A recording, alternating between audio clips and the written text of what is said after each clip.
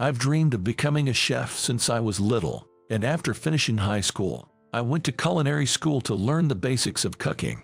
Then I went abroad for further training and eventually got hired at an upscale French restaurant in New York. Around that time, thanks to a friend, I met the daughter of a CEO from a first-class company. "Hello, nice to meet you. My name's Amanda." "Nice to meet you too." I was smitten at first sight with her elegant beauty and the way her dazzling attire suited her so well. Luckily, it seemed she took a liking to me too, and we started dating pretty soon after. Life was good until a few months later when my mom fell critically ill. After some tests, it turned out she had cancer. They recommended her a special treatment, but it seems like it's going to cost an arm and a leg. They don't have any shared rooms available for hospitalization, so if she wants to start treatment immediately, she has to use a private room. I was also told that it would be best to have the surgery as soon as possible.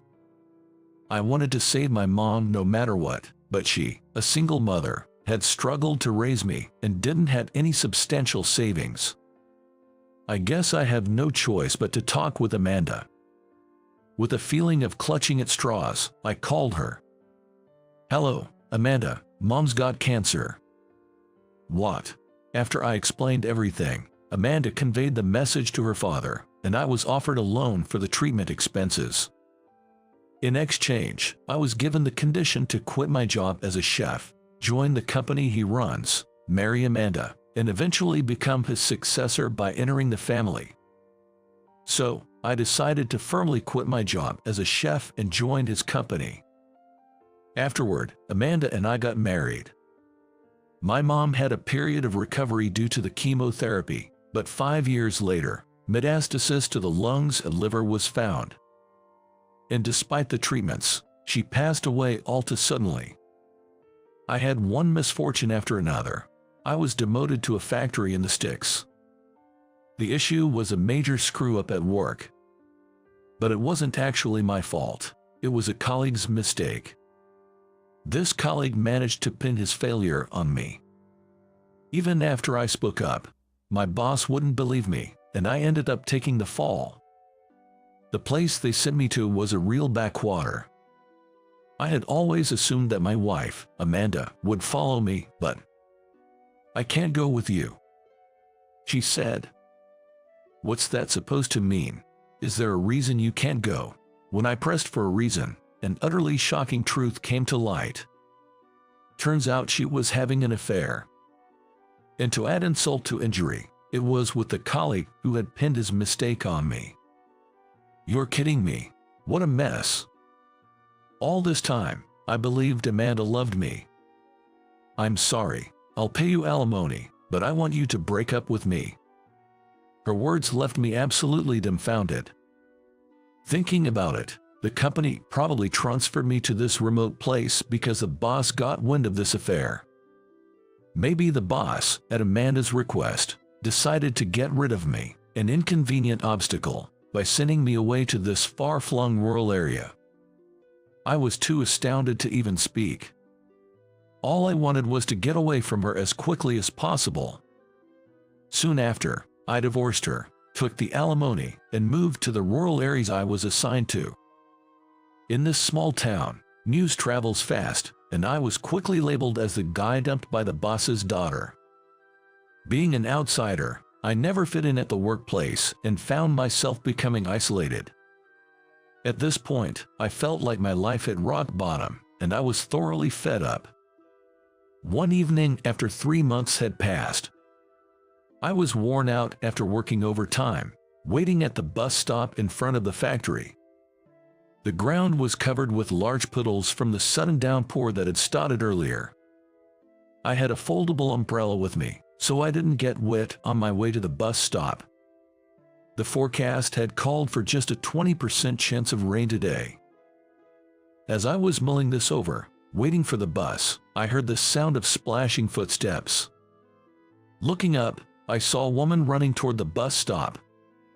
She had a thin handkerchief placed on her head trying to fend off the rain, but it was already drenched, and her hair and clothes were soaking wet.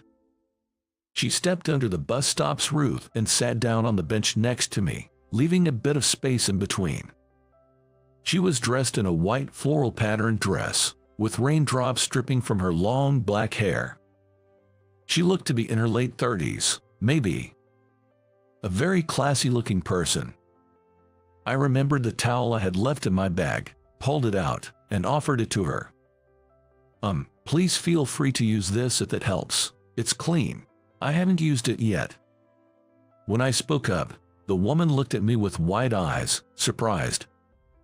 "I really shouldn't. Don't worry about it. You'll catch a cold if you stay like that." "Are you sure it's okay?" "Yes, please take it." "Thank you very much." She took the towel from my hands and dabbed at her wet hair. Then, she asked me for my contact details. "I'd like to wash the towel and return it to you." "There's no need for that. It's yours to keep." "But I can't just accept it. Could you please give me your contact details?" Since she was insistent, I decided to give her my phone number. "Her name is Ashley," she said. Later on, Ashley called me to a certain place. She said she wanted to treat me to a meal as a thank you for the towel. "I'm sorry for having you to come all this way." When I arrived at the designated place, Ashley was waiting. "No, I feel bad that you were treating me over just a towel." Ashley led me to what appeared to be a small, privately owned restaurant. As we opened the door and entered, a waitress approached us.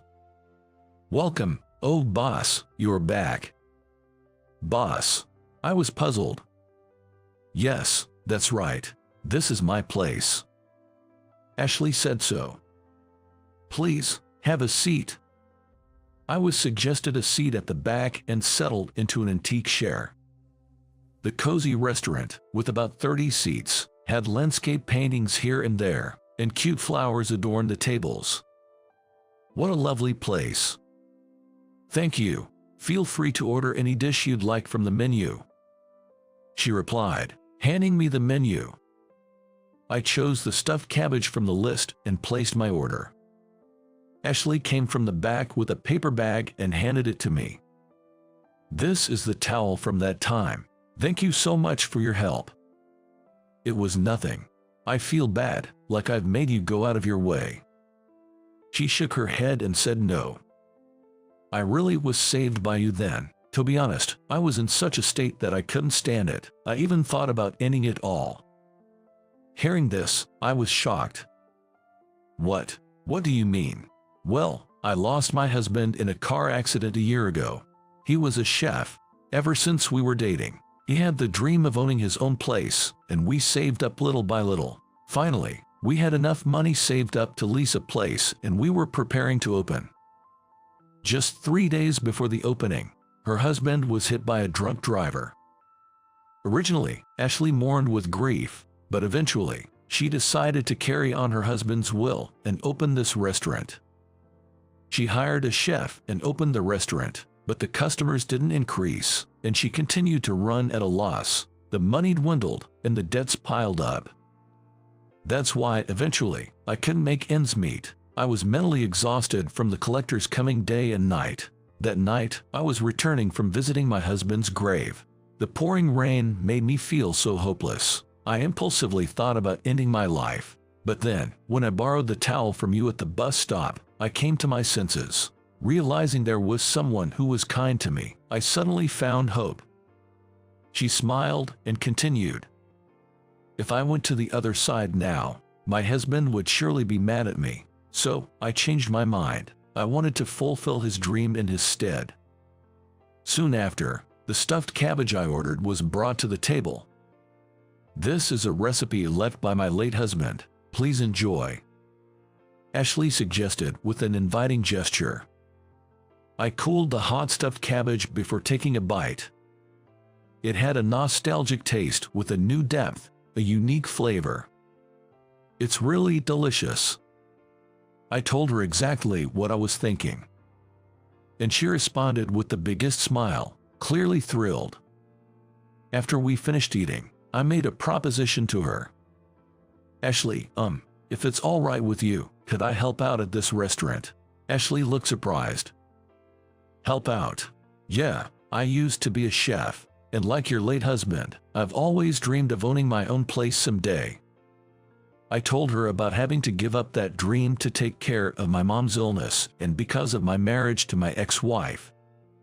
I also shared that my mother had passed away and that I had been abandoned by both my company and my ex, leaving me all alone. I just can't seem to fit in at my current job. It's been a lot to deal with, and I was thinking of quitting anyway. That's why I was determined to get back into cooking. I'm touched by your offer, but right now, this restaurant is running at a loss, and we simply don't have the funds to hire you, Ashley said, looking downcast. I don't need a salary. I'm willing to work for free until the business starts to turn a profit. Could you consider making me a co-manager? At this, Ashley's eyes went wide. Fortunately, I had some savings, and I had been receiving alimony from my ex-wife. Plus, during my time at the restaurant, I would study business and marketing on my days off, thinking about my future dream. When I told her this, she looked at me with eyes full of hope. If that's the case, then absolutely, I would love to have you on board. Ashley extended her hand, and we shook hands firmly. And that's how we became co-managers of the restaurant. First thing I did was start a marketing survey for the area where the restaurant is located. Based on the findings, we revised the restaurant's facade, signage, interior decor, menu, and even the taste and portion sizes of the dishes. Of course, throughout all this, we were careful to faithfully recreate the original recipes of Ashley's late husband. And so, the restaurant floor was reopened after revamping. The team consists of 3 people. There's me, the head chef, and Ashley, the manager who is also a waitress. Then, there's the kitchen assistant, Ashley's niece, called Amber. Before opening, we handed out flyers with discount coupons at the station and made use of a website and cell phone app for promotion, which probably played a part in our success. On the first day, we had a crowd of customers coming. Man, this stuffed cabbage is good. The hashed beef rice over here is really tasty too.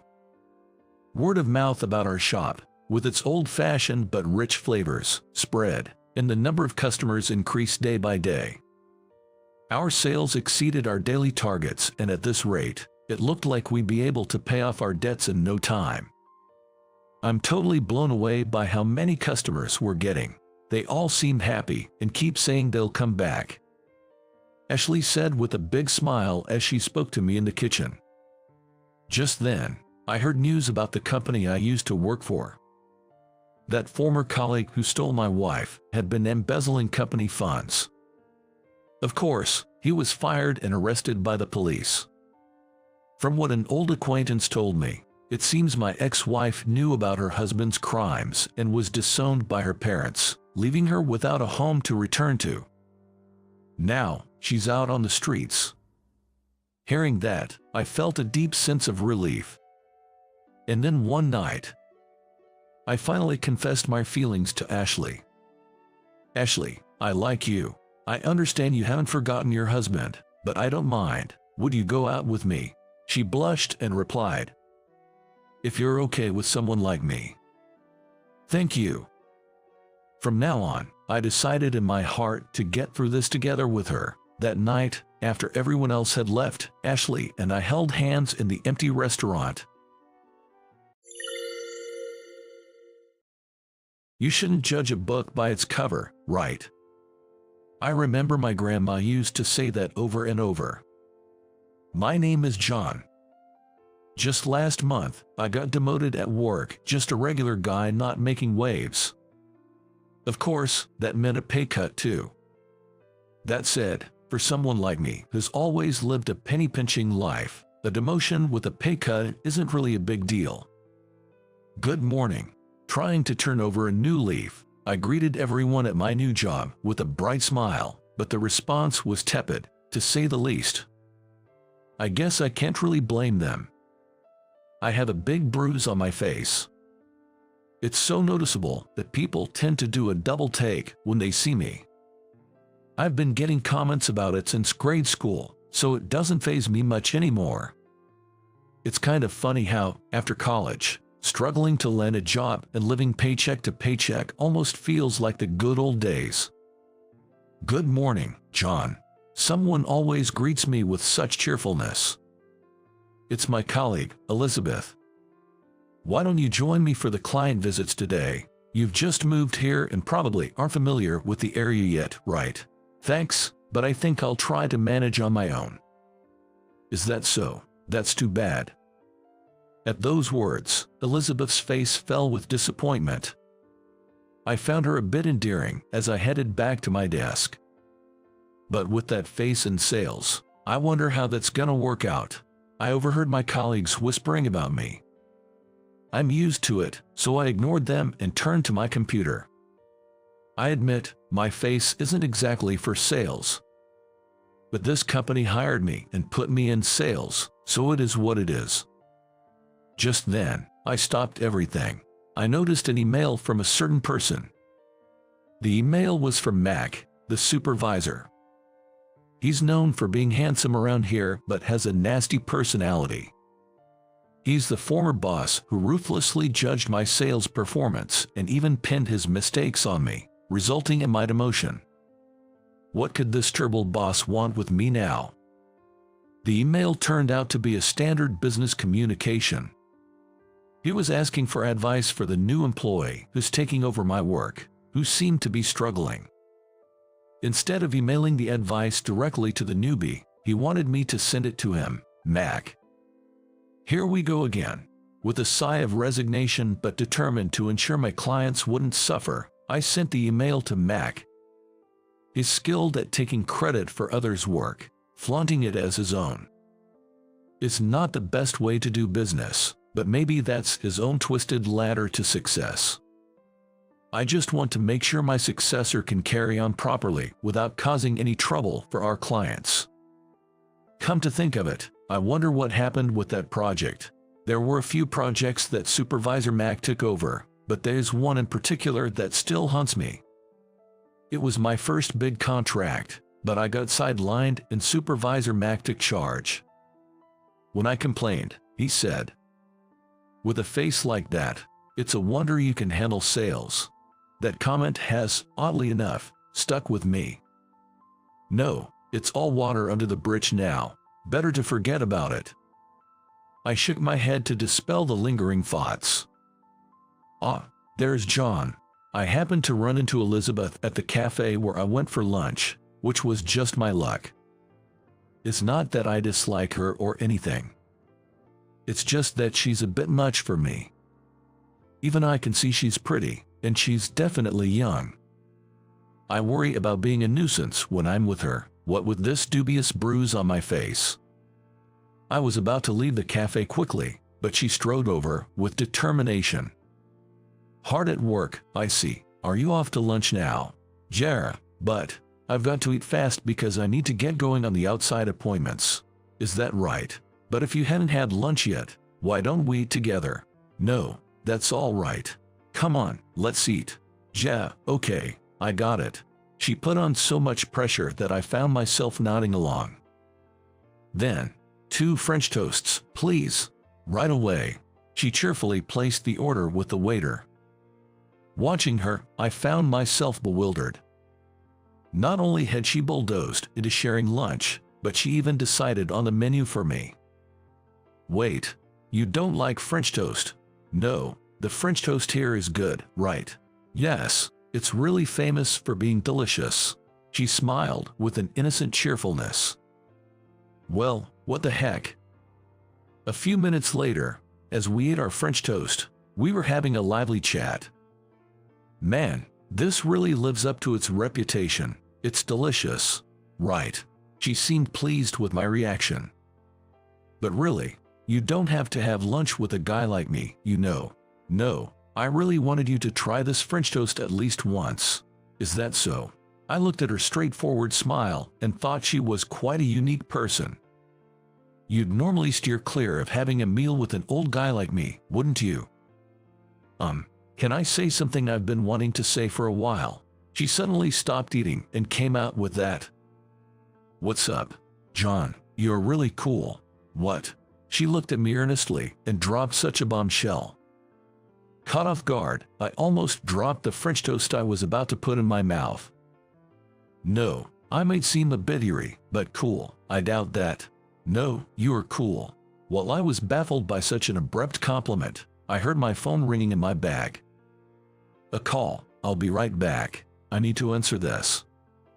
After excusing myself to her, I pressed the call button on my phone. Then a loud voice came through. Hey, what are you going to do about this?" It was my boss, Mac, calling me. "Hellos, what's happened? What's going on? That advice you sent me in an email the other day for the handover, it was totally useless. What were you thinking?" "What? That shouldn't be the case. Anyway, you, come over here right now." "Now, come on, Mac, don't be unreasonable. Do you have any idea how far it is from the headquarters to this branch office? It's not a distance I can just zip over." I couldn't help but reply in an angry tone to such a sudden demand. "What's wrong?" she asked with concern in her voice. "Just hang on a minute, Elizabeth. The person on the phone is Mac, isn't it? Let me have a word." With that, she snatched the cell phone from me. "Hey, wait a second." Then she started talking in a stern voice, with her eyebrows raised. "It's you again. I could tell my dad on you, you know. That voice, Miss. Huh, Miss?" I was stunned to hear Mac, the supervisor, over the phone sound so bewildered. "Elizabeth is a miss. What on earth does that mean?" "Please, don't interrupt people at work, but this deal is crucial for our company's future. It's a project your team is handling. You should take responsibility and handle it." She said that and then abruptly ended the call. I just stared at her, dumbfounded. What the heck is going on?" As I tried to ask, she widened her eyes in surprise and quickly handed the phone back to me. "I'm so sorry for answering your phone without asking, but please, keep this a secret. You see, I'm actually the daughter of the company's president." "What?" Her words left me frozen for a moment. Sure, now that she mentioned it, her last name was the same as the president's. But I'd never have guessed they were related. And how did Mac know she was the president's daughter? As I looked puzzled, she said, "Could I have a little of your time after work today?" I was about to hear something completely unexpected from her. We agreed to meet at that cafe. She had ordered coffee but hadn't touched it, just sitting there silently. "Your coffee is going to get cold." "Yes, it will, won't it?" she replied softly, and finally took a sip of her coffee. Then she told me something surprising. "John, you're my hero." What do you mean?" I couldn't quite grasp what she was saying. "Don't you remember me? When my father showed me photos from his trip at the company, I recognized your face right away. You're the person who helped me."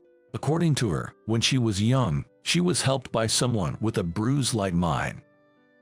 "I was climbing a small mountain on that trip and I lost my footing and tumbled down the slope.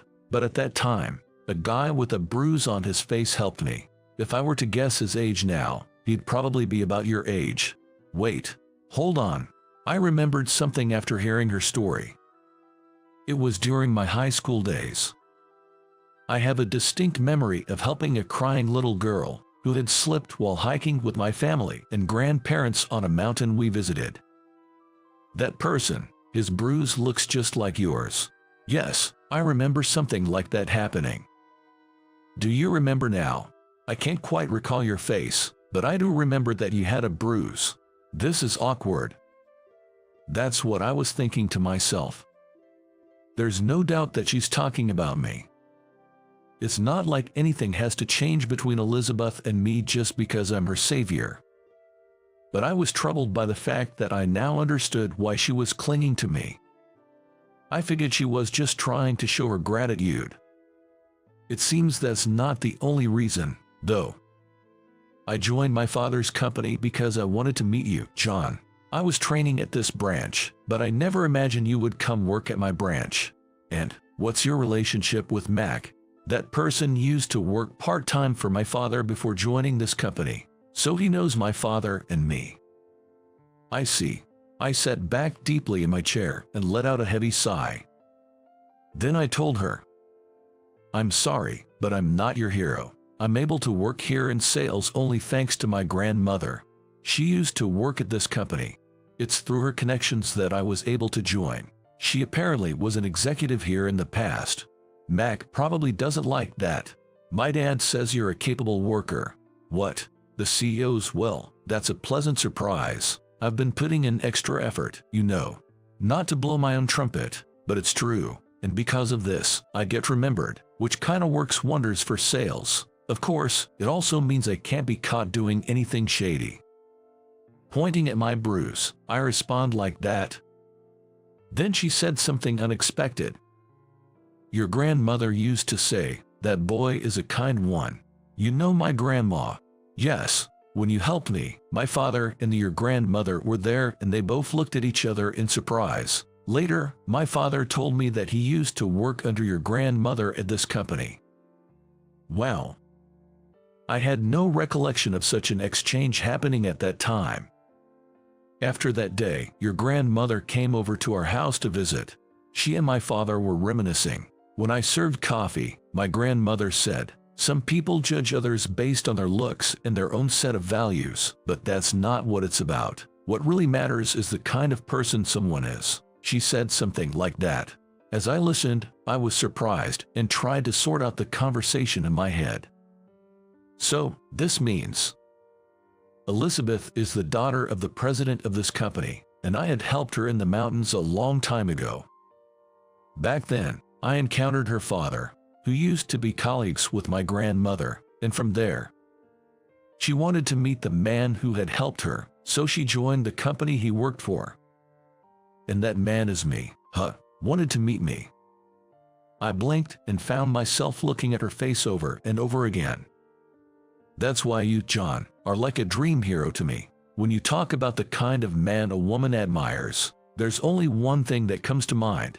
What's that one thing? I asked tentatively. Could it be the first love? At her words, I almost spit out my coffee. Wait a minute. Does that mean? It's exactly what it sounds like. You're single right now, aren't you, John? Well, it's not about whether I'm single or not.